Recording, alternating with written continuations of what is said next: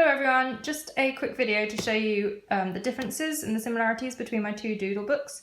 So this is my original Doodle Devotions book which came out last year, and then this is my school's adapted version which we've just received the prints of this week. Just going to take you through some of the differences and which one might be better for your context if you're thinking of buying one. Main differences on the front cover, obviously the different designs.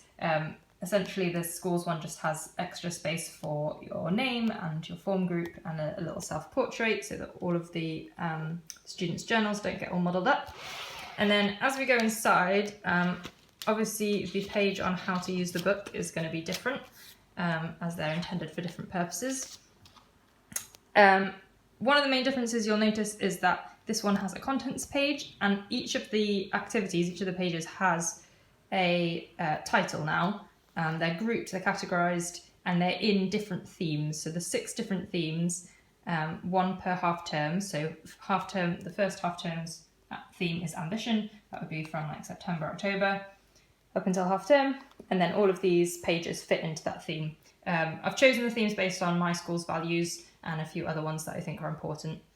And then the theme for each page is written in the top left-hand corner, so it's always really obvious what the theme is on that day.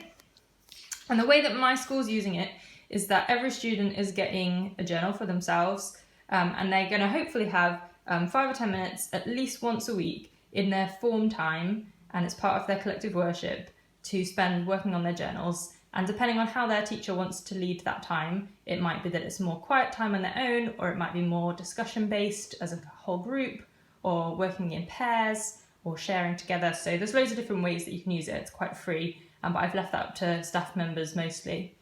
There's also a PowerPoint that I've put together for every single week. So there's 1 page per week, and there's a PowerPoint for each week with the date and with a kind of copy of that week's page that they can put up on the screen so that the teacher can see what everyone's working on at the same time. And each week I'm going to input extra slides into that PowerPoint to kind of put in extra stimuli that's more current, up to date. So for example, if the theme that week, if the page that week was something to do with identity, maybe in body image, I might go online, see what articles there are, what videos there are, things in the news recently that link to that theme, and just put that into the PowerPoint so that there's a few extra discussion points if they want extra stimulus. So I'm just going to take you through 1 page to show you some of the similarities and differences between the 2 books. So this is one of the pages where I've used the same activity and the same image. So it's a really useful way for you to see how they are the same and how they're different. Straight away you can see that the original Doodle Devotions always has a blank page on the left. This is so that there's space for you to write notes, and so that if you're using pen it doesn't go through and things like that. But in general this book is just a lot freer, it's a lot cleaner, there's a lot more space, and that's because it's assuming that the person using it is probably a Christian, and they're probably quite happy to guide that time themselves and kind of have more ownership over their quiet time. Whereas the school's version is a lot more guided. It's not assuming that the person using it is a Christian. It should be accessible for people of all faiths and people of no faith, and just a lot more is given to you. For example, on this page here has a little introduction to what kind of the message I want you to get from this page is. It tells you what the Bible verse is, and it asks you to go and look it up yourself, which is different from the school's one where I've written the Bible verse out. And I've given an explanation for what that Bible verse actually means. All the Bible verses in this whole book are either from the NIV or from the NCV, so they're quite simple versions, but even so, sometimes they're quite tricky to understand, especially if you're not used to reading the Bible. So it's just given to you here, and it's not expecting you to look it up yourself. So that's one of the main differences. The activity itself is exactly the same. This one is about drawing hairstyle, a crazy hairstyle, and it's to do with the Bible verse, which is about God knowing how many hairs are on your head. So the activity is the same. This one has an extra little did you know fact, because when I did feedback with the students, that's something they quite enjoyed. They quite liked some of the more like quiz elements and general knowledge type things, so I've added that in. And then this is really minimal, basically just has 1 kind of question for you to think about, and it doesn't even give you on this page anyway. It doesn't give you anything specific to pray for, because it assumes, again, that you'll guide that yourself, and you can take from it as much as you want to take from it. Some of the pages do have prayer suggestions, just this particular one doesn't. Whereas in the schools version, there's a couple more questions. There's always more questions that will help you go deeper, and that are really accessible questions, aren't necessarily to do with faith, but more just to do with life and expanding that topic further. There's another bit that is more specifically about faith.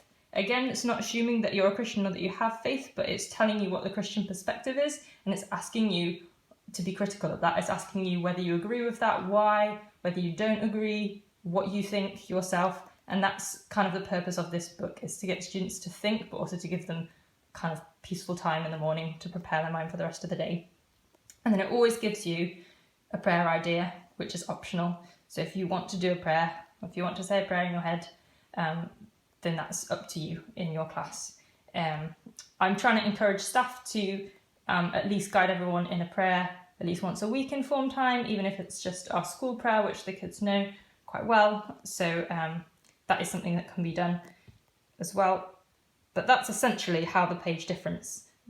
I would say that the main difference is that this one is very much assuming that the audience is not a Christian, is not familiar with Bible terms or Christian views or values, and it's much more laid out for you, whereas this one's a lot more free and is kind of giving independence to the person using it.